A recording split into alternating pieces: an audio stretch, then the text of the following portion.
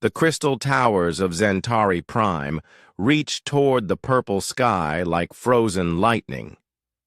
Inside the largest spire, 12 different alien species sat around a circular table made of pure energy. Each representative looked different from the others, but they all shared the same cold expression when they looked at the holographic display floating above the table.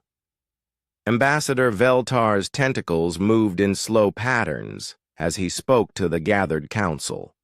His voice carried the authority of someone who had conquered 100 worlds. The hegemony had grown powerful by taking what they wanted from weaker civilizations, and today they were planning their next target. The third planet from this yellow star shows signs of primitive life, Veltar said as the hologram zoomed in on a blue and green world. The inhabitants call themselves humans. They live on a single world and have barely begun to explore their own star system. Commander Zexhai leaned forward in his chair. His scaled face showed amusement as he studied the rotating planet. What makes them worth our attention? They look like another simple species that will surrender after we destroy a few of their cities. Veltar's eyes gleamed with something that might have been humor. That is what makes them interesting. These humans tell themselves stories about impossible things.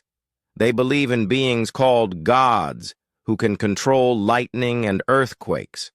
They speak of heroes who can fight armies alone and win. The other council members began to laugh. The sound echoed off the crystal walls like broken glass. Diplomat Kires from the Stellar Union slapped her 4 hands on the table in delight.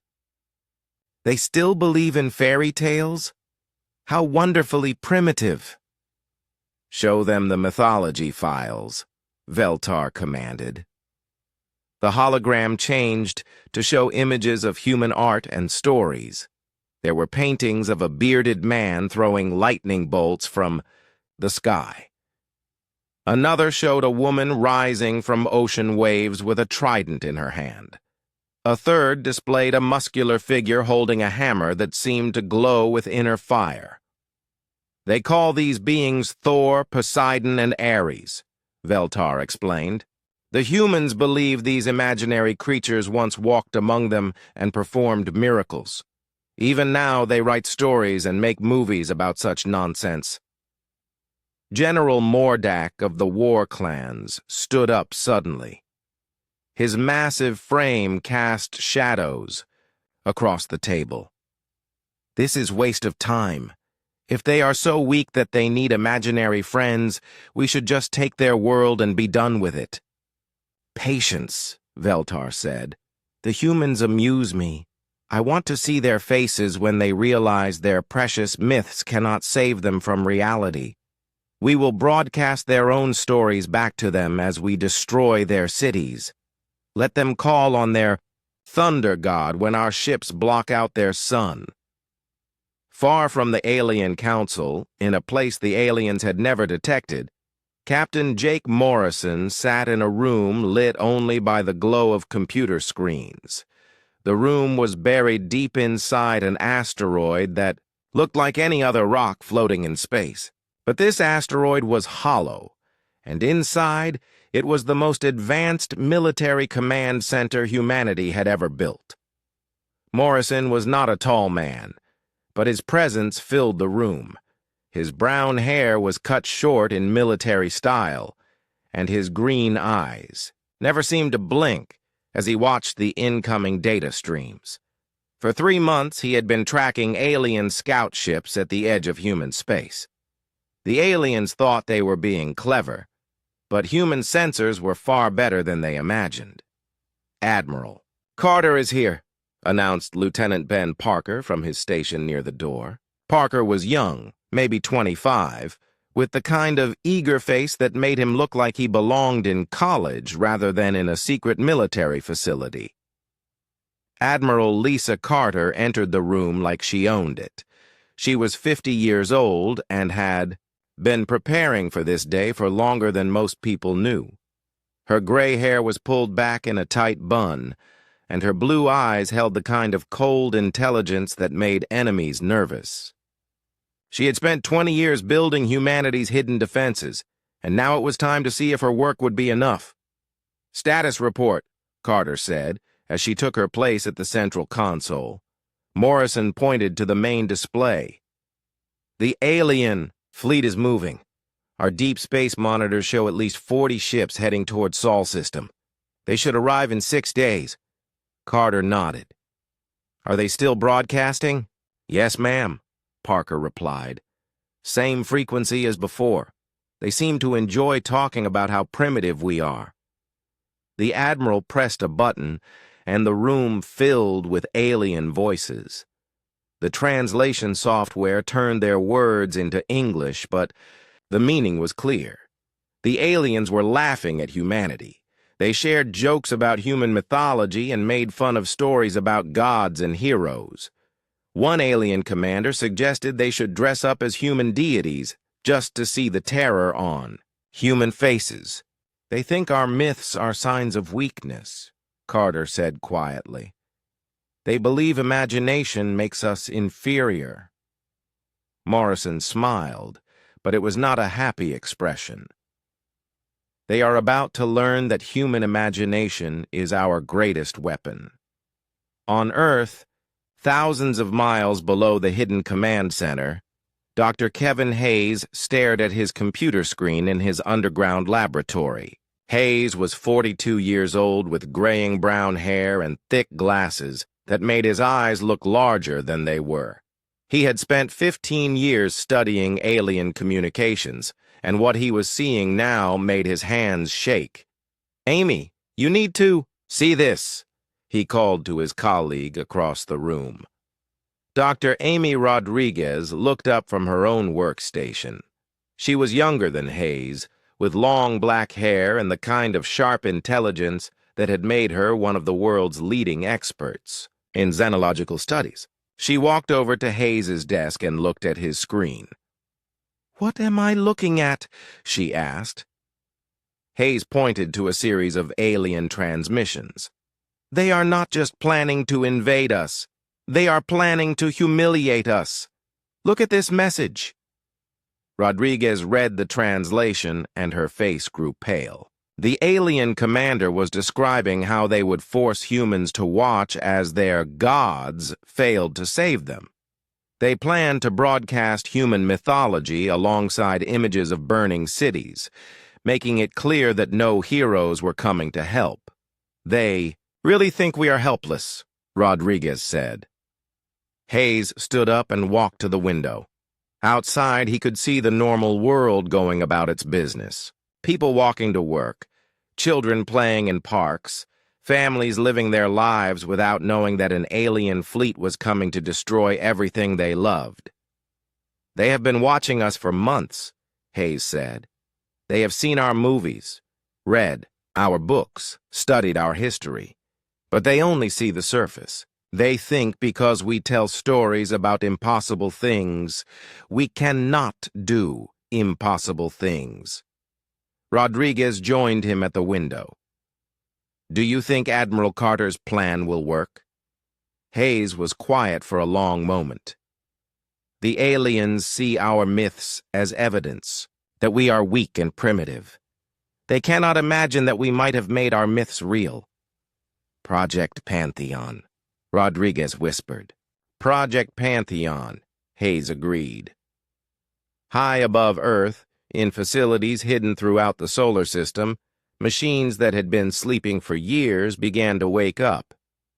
Engines that had never been tested came online.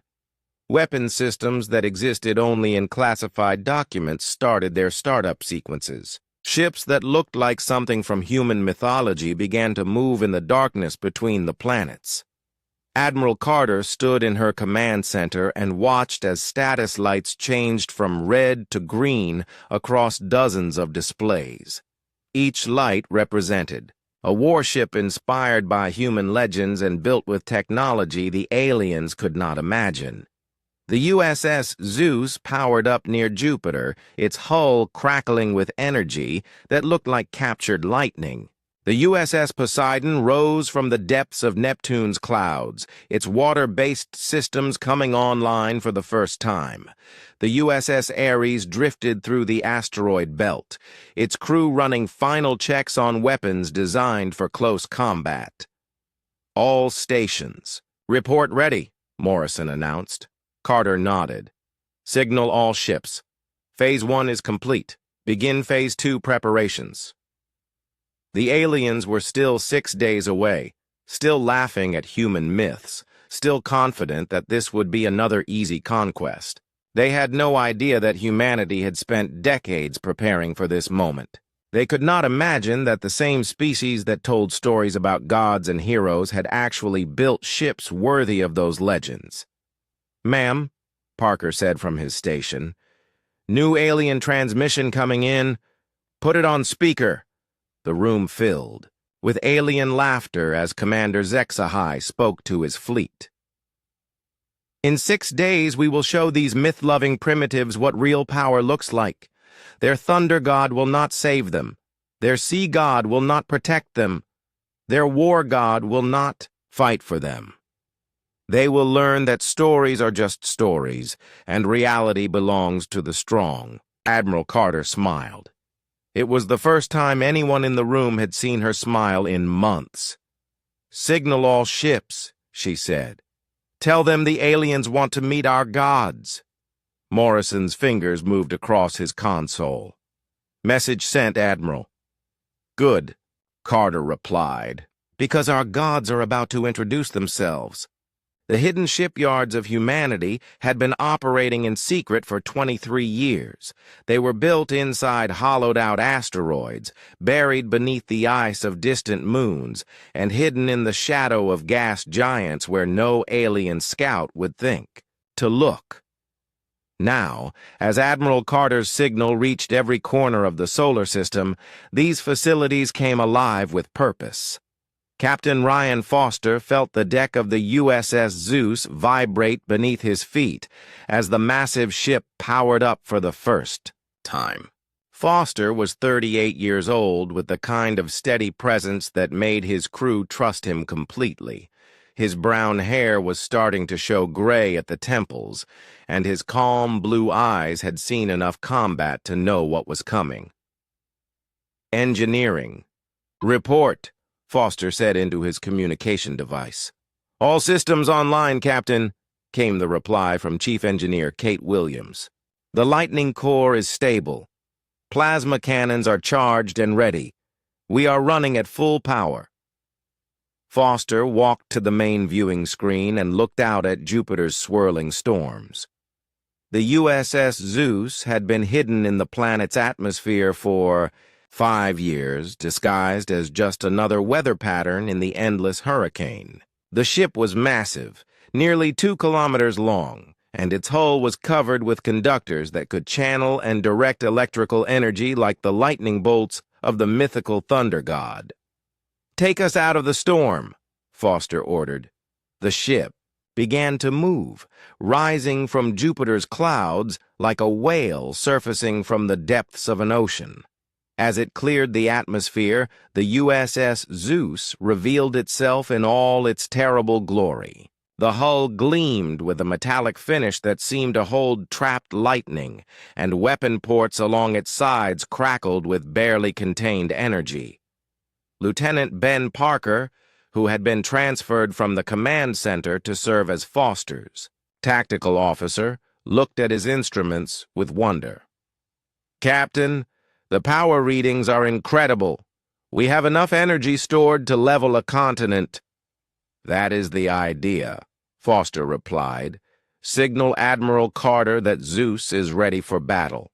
Far across the solar system, near the frozen wastes of Neptune, another ship was awakening. The USS Poseidon had been sleeping beneath the ice sheets of the planet's largest moon, its systems maintaining minimum power while it waited for the call to war. Captain Linda Shaw stood on the bridge as her ship broke free from its icy prison. Shaw was 45 years old and had served in the Earth Navy for 20 years before being selected for Project Pantheon. Her red hair was tied back in a practical ponytail, and her green eyes held the determination of someone who had never lost. A battle. The USS Poseidon was her third command, but it was unlike anything she had ever sailed. Navigation, set course for the Outer System patrol route, Shaw ordered. Aye, Captain, replied Navigator Danny Wright. Course laid in. The USS Poseidon moved through space like a ship sailing through water, its unique propulsion system creating waves of gravitational force that pushed it forward. The ship was designed to fight like the sea god it was named after, using water-based weapons and tidal force generators that could crush enemy vessels in gravitational fields. Weapon status, Shaw called out. Tidal cannons online, reported Weapons Officer Carol Stone. Tsunami generators are ready. Depth charges are loaded and armed. Shaw nodded. The depth charges were not traditional explosives. They were gravitational.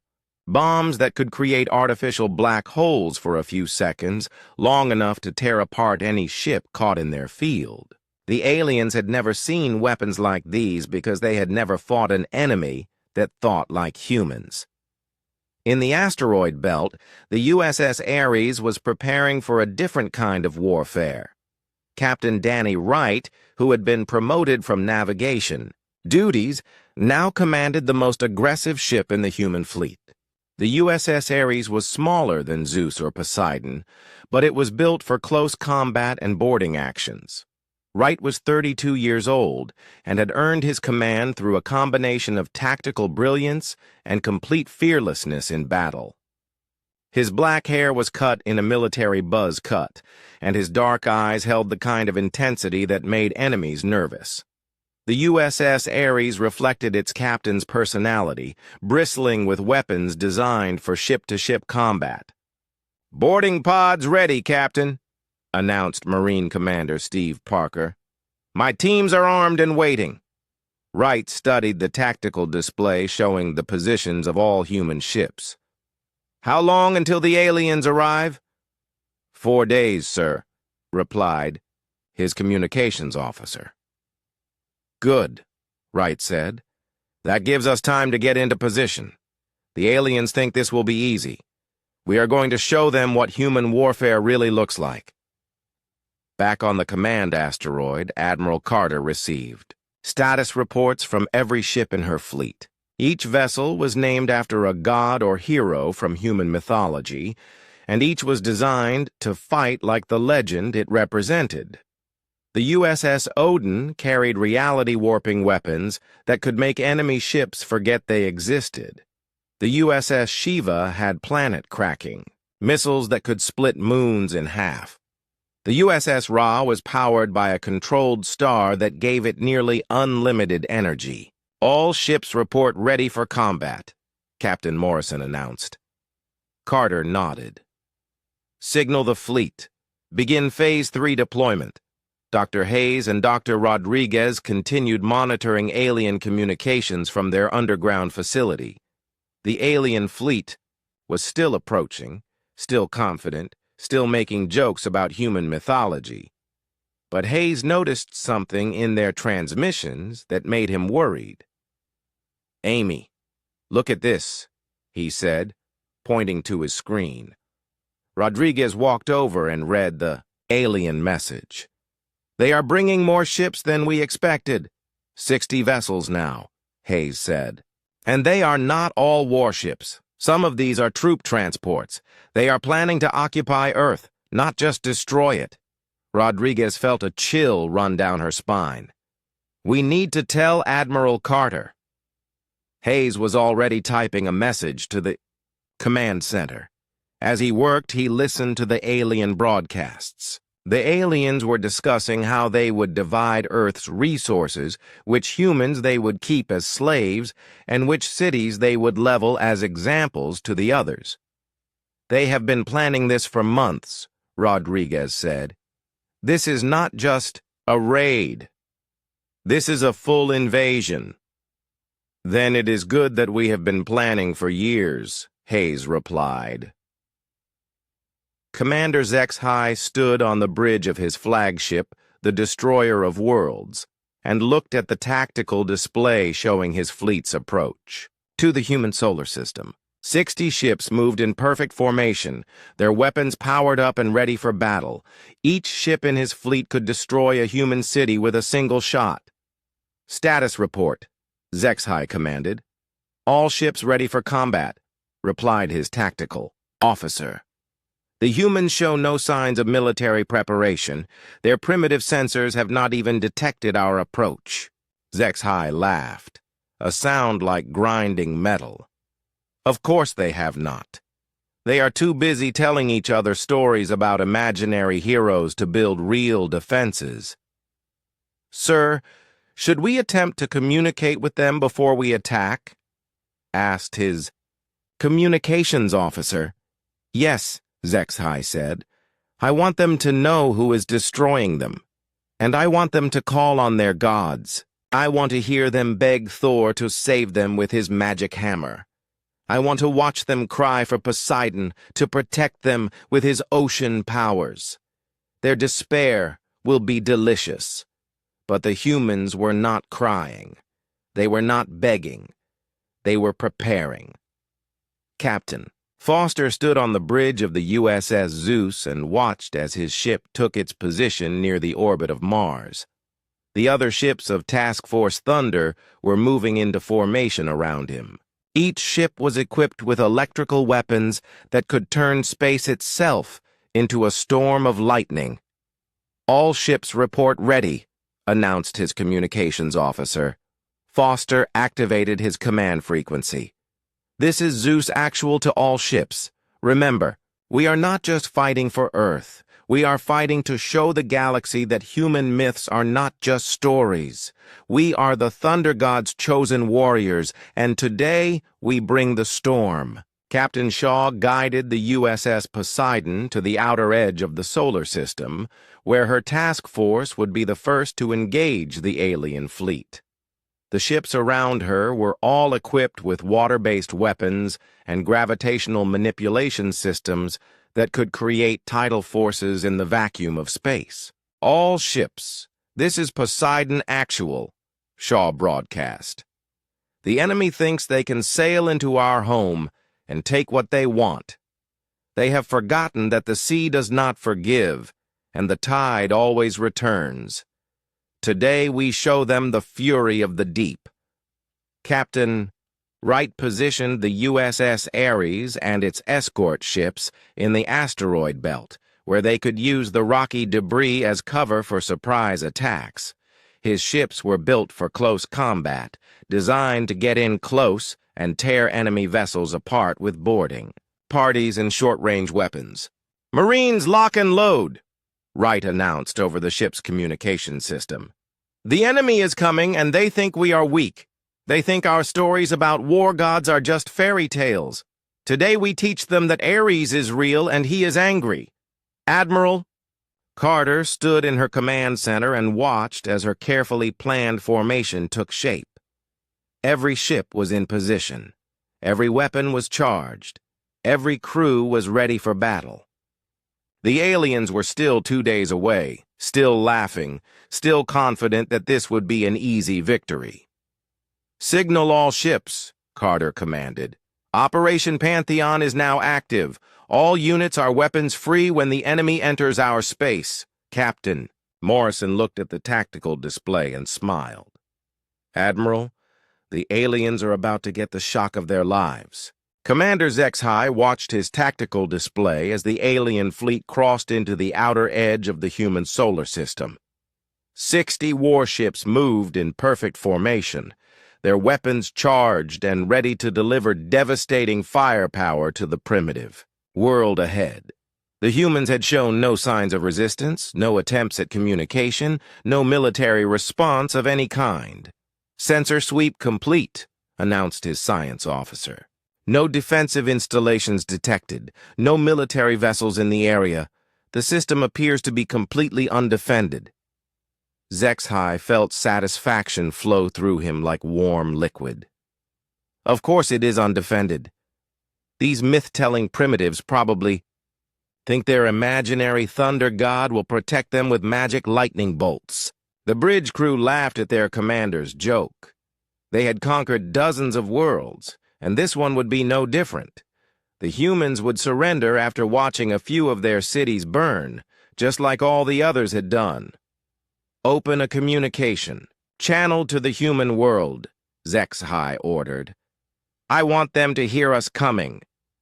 But as his communications officer began broadcasting, something impossible happened. The empty space around the alien fleet suddenly blazed with light as massive shapes materialized from nowhere. Ships larger than anything the aliens had ever seen appeared like ghosts, becoming solid, their hulls gleaming with weapons that crackled with barely contained energy. Captain Ryan Foster stood on the bridge of the USS Zeus and watched the alien fleet scatter in confusion as his task force revealed itself. The Thunder God's ship emerged from its hiding place near Jupiter with lightning dancing along its hull, followed by 6 smaller vessels that moved like storm clouds given form. This is the USS Zeus to alien fleet, Foster broadcast on all frequencies. You wanted to meet our Thunder God. Here I am. The alien commander's shocked voice came back immediately. Impossible. Our sensors showed no ships in this system. Foster smiled as he gave his next order. All ships, engage with Lightning Protocol. Show them what real gods can do. The USS Zeus opened fire first, its main weapons launching bolts of pure electrical energy that leaped across space like the lightning of myth and legend. But this was not mythical lightning. This was controlled plasma channeled through magnetic fields and directed by computers that could calculate the path of every bolt with perfect accuracy. 3 alien cruisers vanished in the first salvo, their shields overloaded and their hulls torn apart by electrical forces that turned their own metal into conductors. The remaining alien ships fired back, but their energy beams seemed pitiful compared to the storm that the USS Zeus had unleashed. Lieutenant Ben Parker watched his tactical display with amazement as the battle unfolded. Captain, enemy shields are collapsing across the entire formation. Their technology cannot handle our electrical weapons. Of course it cannot, Foster replied. They have never fought an enemy that could control lightning itself. On the other side of the battle zone, Captain Linda Shaw brought the USS Poseidon and her task force into the fight from an angle the aliens had not expected. The Sea God's ship moved through space like it was sailing through water, its gravitational wake creating ripples in space-time that pulled enemy vessels off course. This is the USS Poseidon to alien fleet, Shaw broadcast. You mocked the power of the sea. Now, feel its wrath. The Poseidon's main weapons were unlike anything the aliens had encountered before. Instead of energy beams or kinetic projectiles, the ship fired concentrated gravitational waves that created artificial tides in the fabric of space itself. Enemy ships caught in these tidal forces were crushed like submarines diving too deep, their hulls compressed by pressures that should not have existed in the vacuum of space. Tidal wave pattern 7, Shaw ordered. Full spread. 6 enemy destroyers disappeared as a wave of gravitational force swept over them, twisting their metal hulls into impossible shapes before tearing them apart completely. The alien formation tried to scatter, but the USS Poseidon's escort ships had surrounded them, each one equipped with weapons that turned space into an ocean of deadly currents. Weapons Officer Carol Stone reported from her station with barely controlled excitement. Captain, we have destroyed 12 enemy vessels. The aliens are trying to retreat. No retreat, Shaw said firmly. The tide does not forgive, and neither do we. Commander HFY watched in horror as his fleet was torn apart by weapons that seemed to violate the laws of physics. Ships that had conquered 100 worlds were being destroyed by impossible forces wielded by a species he had dismissed as primitive storytellers. "How are they doing this?" he demanded of his science officer. "I do not know, sir. Their weapons use principles our science cannot explain. They are generating gravitational fields that should require the mass of a planet. They are controlling electrical energy with precision that should be impossible." "Sir, incoming transmission," announced the communications officer. A new voice filled the alien bridge, cold and filled with the promise of violence. "This is Captain Danny Wright of the USS Ares. You wanted to see our war god. Look behind you." The alien fleet spun around to find a third group of human ships emerging from the asteroid belt like predators leaving their den. These ships were smaller than the others but moved with deadly purpose, their hulls bristling with weapons designed for close combat. Captain Wright stood on his bridge and felt the familiar rush of battle filling his veins. The USS Ares was built for this kind of fighting, designed to get close to enemy ships and tear them apart with boarding parties and short-range weapons that could punch through any armor. "All ships, engage with Berserker Protocol," Wright commanded. "Show them what war really looks like." The Ares task force struck the alien fleet like a pack of wolves attacking sheep. The human ships moved with impossible agility, dodging alien fire while closing to point-blank range where their weapons could do the most damage. Boarding pods launched from the USS Ares and its escorts, carrying Marines who had trained for years to fight in the vacuum of space. Marine Commander Steve Parker led the first boarding party onto an alien cruiser, his powered armor allowing him to survive in the airless environment between ships.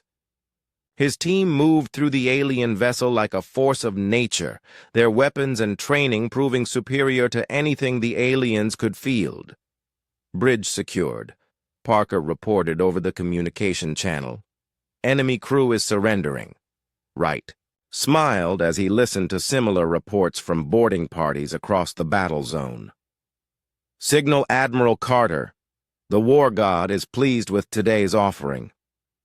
From his command center hidden in the asteroid, Captain Morrison watched the battle unfold on his tactical displays. The alien fleet that had entered human space with such confidence was being systematically destroyed by forces they could not understand or counter. "Admiral, enemy casualties are approaching 70%, Morrison reported. "The aliens are trying to withdraw to the edge of the system." Admiral Carter studied the tactical situation with the calm expression of someone who had planned for this moment for decades. "Signal all task forces. No alien ship leaves this system. Today we send a message to the galaxy." Dr. Hayes and Dr. Rodriguez monitored alien communications as the battle raged, listening to the panic and confusion in enemy transmissions. The aliens were no longer making jokes about human mythology. Instead, they were trying to understand how a primitive species had developed weapons that seemed to channel the power of gods.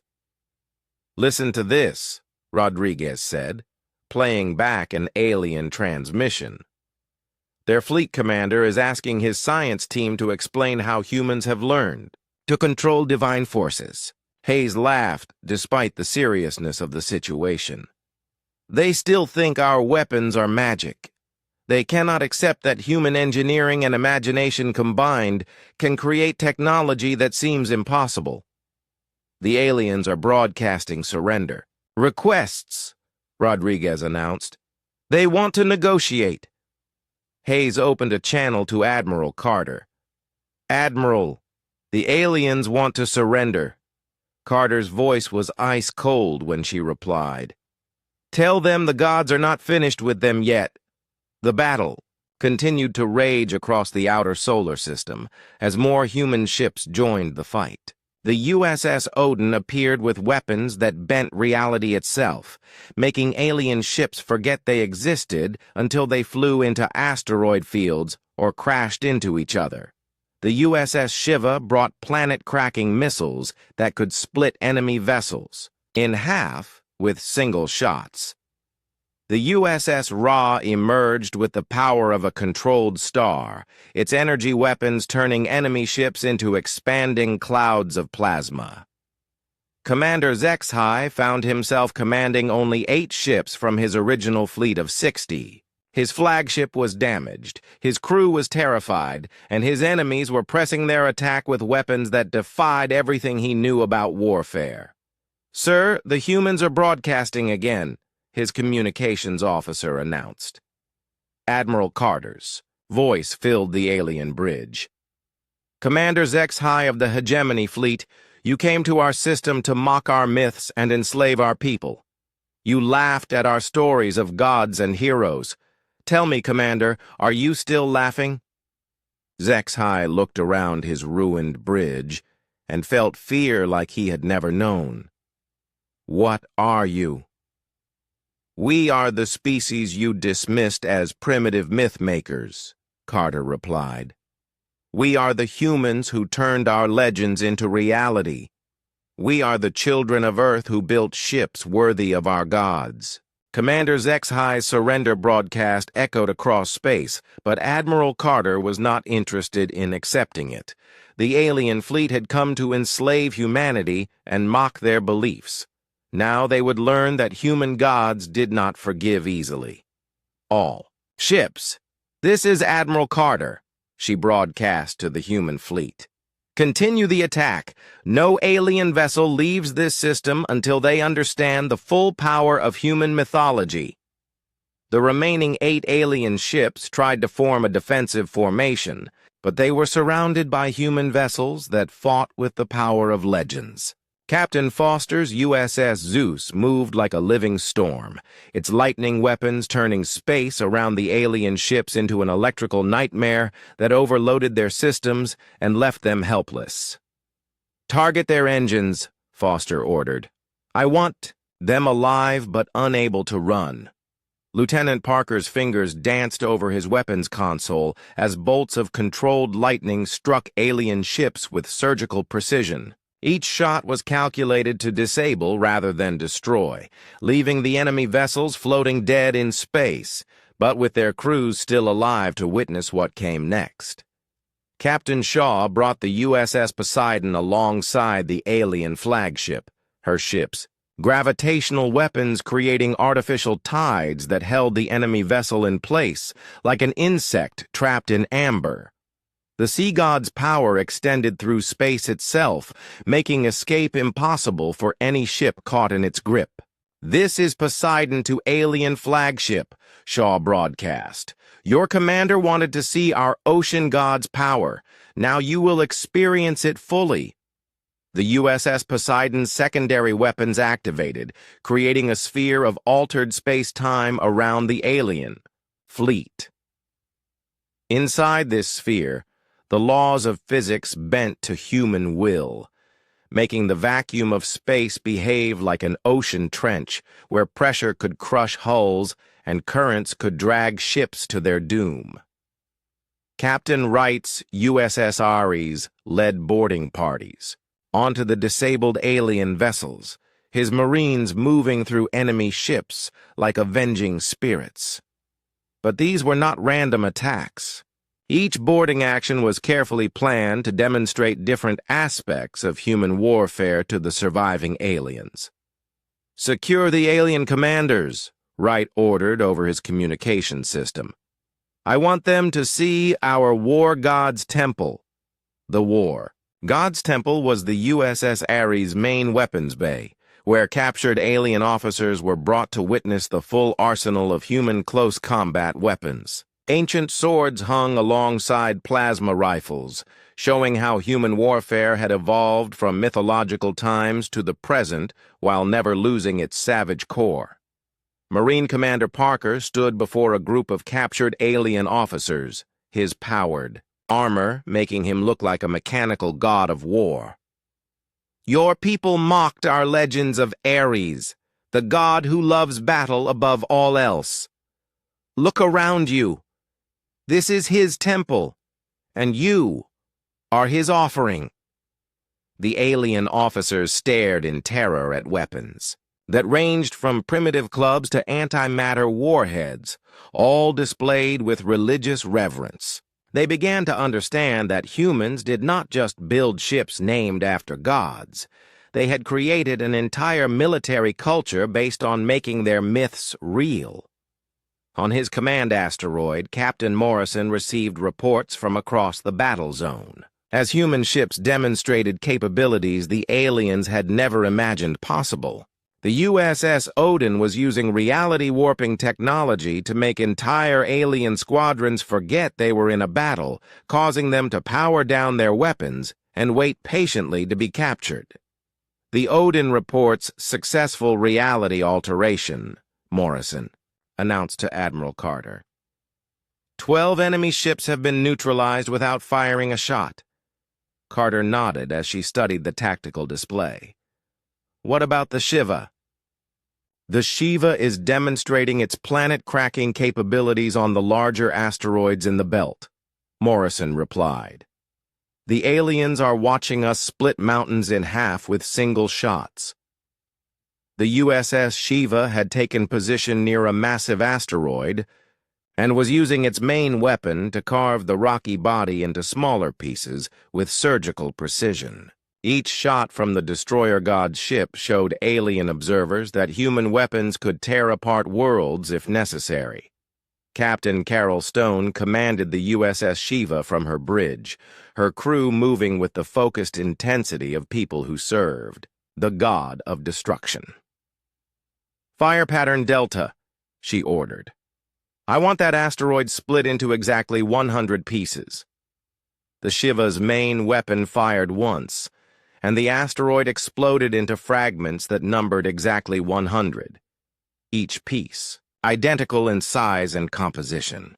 The demonstration showed alien observers that human weapons were not just powerful, but precise beyond anything they had ever seen. "Signal the alien flagship," Stone commanded.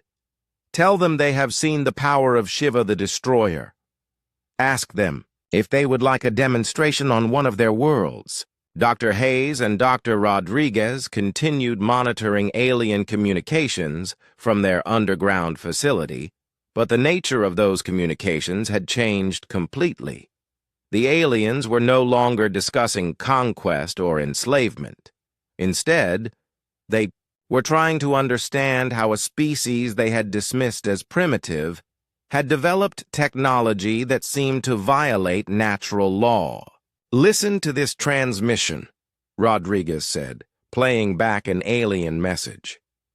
"Their science officers are debating whether humans have discovered new laws of physics or if they are using technology so advanced it appears magical."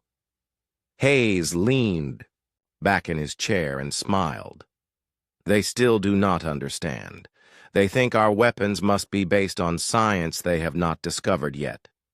They cannot accept that human imagination itself is a weapon. The aliens are requesting permission to study our technology," Rodriguez announced. "They want to understand how we made our myths real." Hayes opened a channel to Admiral Carter. "Admiral, the aliens want to study our technology.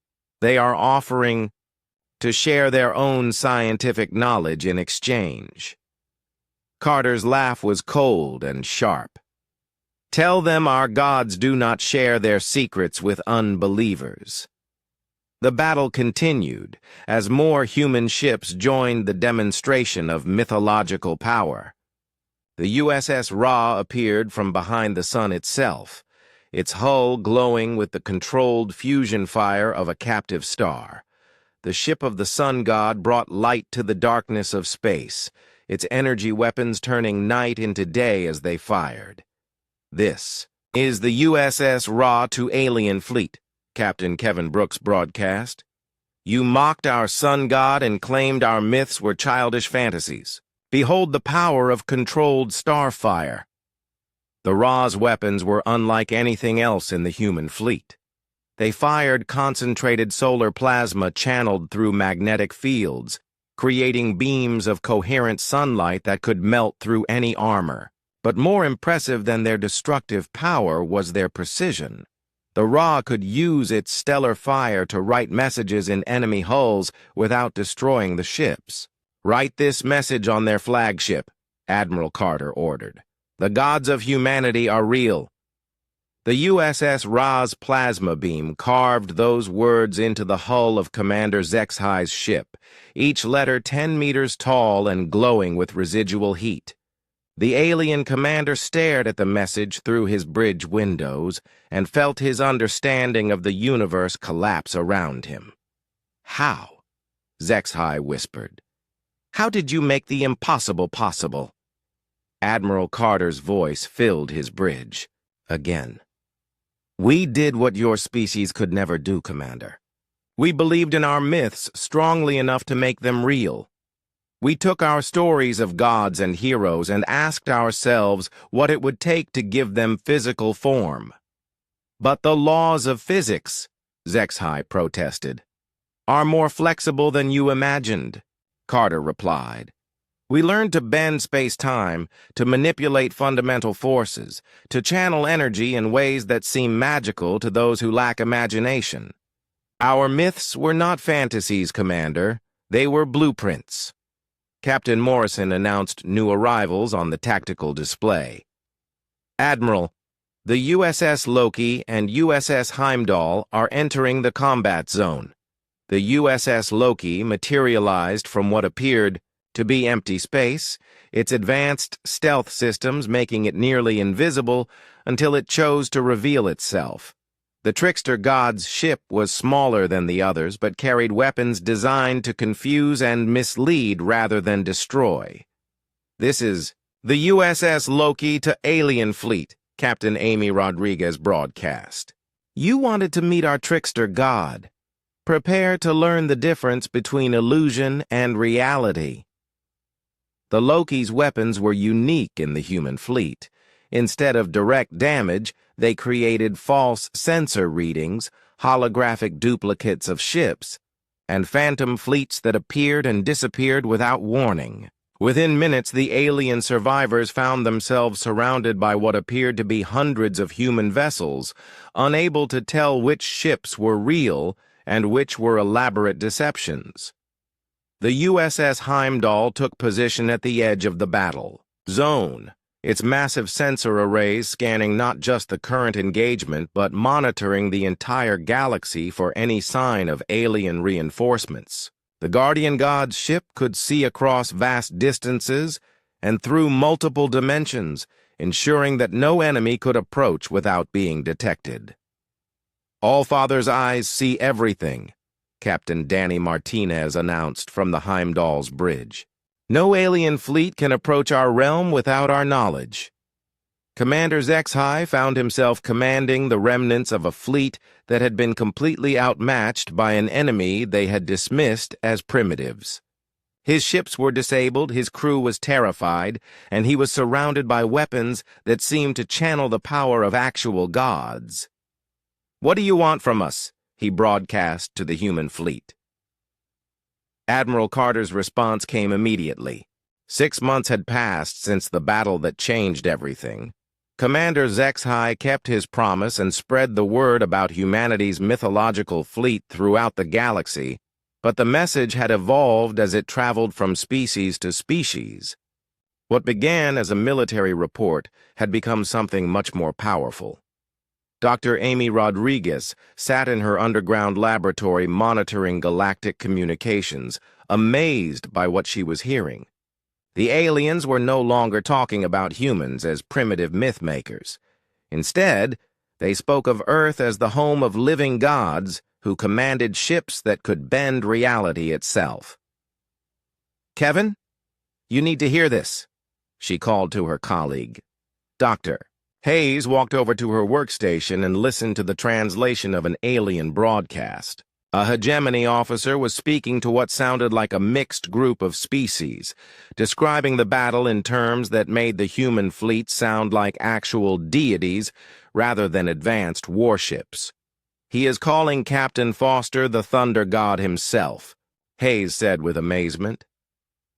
"Not the captain of a ship named after the Thunder God, but the actual god of thunder, commanding divine lightning. Rodriguez nodded as she pulled up more transmissions. It gets better. Listen to this one from the Stellar Union.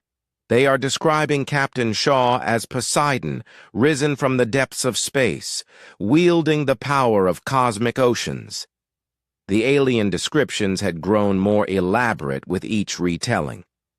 Captain Wright was now known as Ares the War God, leading an army of immortal warriors across the stars. Admiral Carter had become the Queen of the Gods, commanding divine forces that could reshape the galaxy itself. They believe we actually are gods, Hayes said. Quietly. More than that, Rodriguez replied. They believe we always were gods, just hiding among the stars until someone was foolish enough to threaten us. From his command center in the asteroid, Captain Morrison monitored these communications with a mixture of amusement and concern. The galaxy's perception of humanity had changed so completely that some species were building temples to honor the Earth gods, while others were forming alliance requests to join what they called the Divine Empire. Admiral Carter needs to see these intelligence reports, Morrison said to his communications officer. Admiral Carter read through the alien transmissions in her private office, noting how completely the galaxy's understanding of humanity had transformed. What had begun as a defensive battle had become a mythological event that was already being retold as legend across 1,000 worlds. Captain Morrison, she called over the intercom. Assemble the fleet commanders. We need to discuss our new situation. Within hours, the commanders of humanity's mythological fleet gathered in the secure conference room of the command asteroid. Captain Foster of the USS Zeus sat beside Captain Shaw of the USS Poseidon, while Captain Wright of the USS Ares took his place across from them. The other ship commanders filled the remaining seats, each one now regarded by the galaxy as a living god. The situation has evolved beyond our original plans, Admiral Carter began. The aliens do not just fear our technology. They believe we are actual divine beings using myth-level powers to patrol the galaxy. Captain Foster leaned forward in his chair. Are we going to correct their misunderstanding? Why would we? Captain Shaw asked. If they believe we are gods, they are less likely to attack Earth or any human colonies. Captain Wright nodded in agreement. Fear of divine retribution is more effective than fear of advanced weapons. Gods are eternal and all-powerful. Technology can be countered or copied. Admiral Carter activated the holographic display showing current galactic political situations. The effect has been remarkable. 3 major alien civilizations have requested defensive pacts with Earth. The hegemony has withdrawn from 12 star systems they were planning to invade. Even the Stellar Union is reconsidering their expansion policies. What about the species that were already our allies? Asked Captain Brooks of the USS Ray. They are claiming they always knew we were divine, Carter replied with a slight smile. Apparently they were honored to be friends with gods, but respectfully waited for us to reveal our true nature. Dr. Hayes and Dr. Rodriguez joined the meeting via secure communication link from their Earth facility. Hayes appeared on the conference room's main screen as he delivered his intelligence summary. The mythological transformation is spreading. Faster than we anticipated, Hayes reported.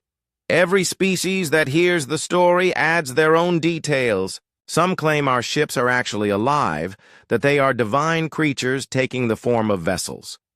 Others believe we can create new gods by building ships and naming them after mythological figures. The interesting part, Rodriguez added, is that some species are trying to copy our approach.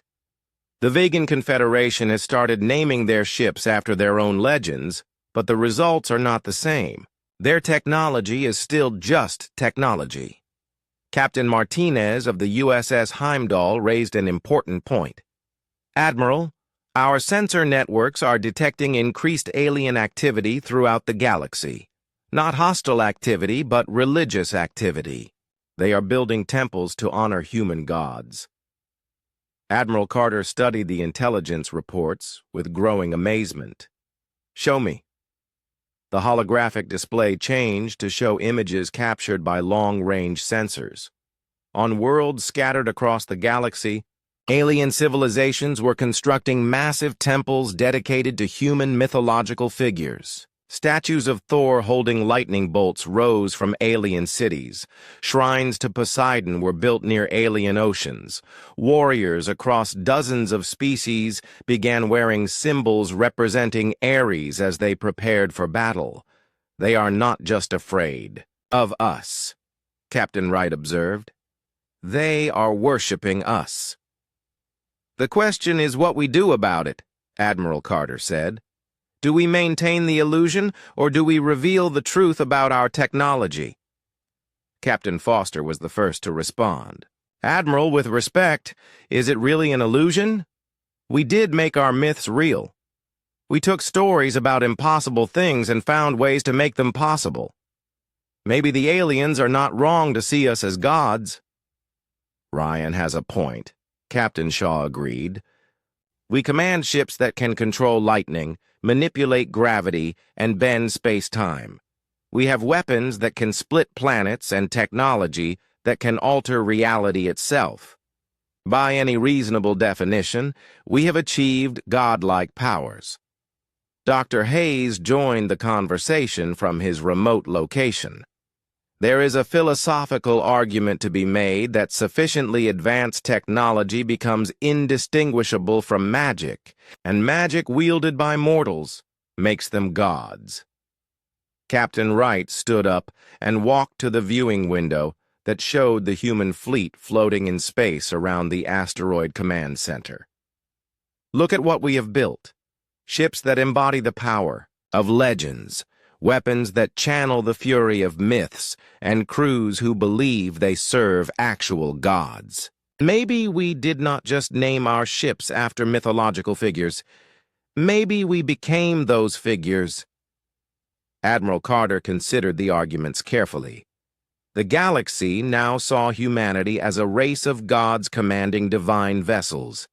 This perception provided better protection for Earth than any military alliance could offer.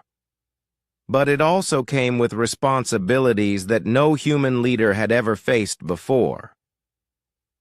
There is another consideration, she said finally. We are receiving requests for divine intervention from species across the galaxy. They want the Earth gods to protect them from various threats, to judge disputes between civilizations, and to provide guidance for their development. Are we prepared to become galactic peacekeepers? Captain Brooks asked. More than that, Morrison said from his position at the tactical display. Are we prepared to become the gods that the galaxy believes we are? The question hung in the air as the human commanders contemplated their new role in galactic civilization. They had set out to defend Earth from alien invasion, but their success had transformed them into something unprecedented in galactic history. Admiral, Captain Shaw said quietly, maybe this was always our destiny. Human mythology is filled with stories of gods who protect the innocent and punish the wicked. Maybe we built these ships not just to defend Earth, but to fulfill that mythological role on a galactic scale. Admiral Carter looked around the conference table at the faces of the people who had become legends in alien minds.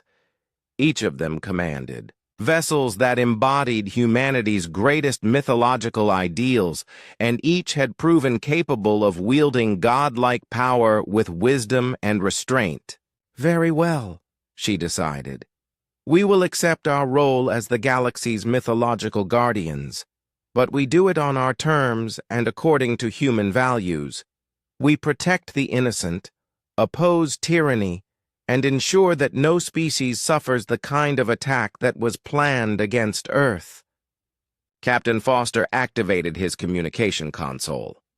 All ships, this is Zeus Actual. Prepare for expanded patrol duties. We are no longer just defending human space. We are now responsible for maintaining peace and justice throughout the galaxy. Captain. Shaw opened her own channel. This is Poseidon Actual to all vessels. The Sea of Stars is now our ocean, and we are its guardians. Any ship that threatens innocent civilizations will face the wrath of the deep. Captain Wright's voice joined the others. This is Ares Actual. The war god's justice extends to all worlds now. Those who choose conquest over peace will learn the price of their ambition. Dr. Rodriguez monitored the effect of these announcements as they spread across galactic communication networks.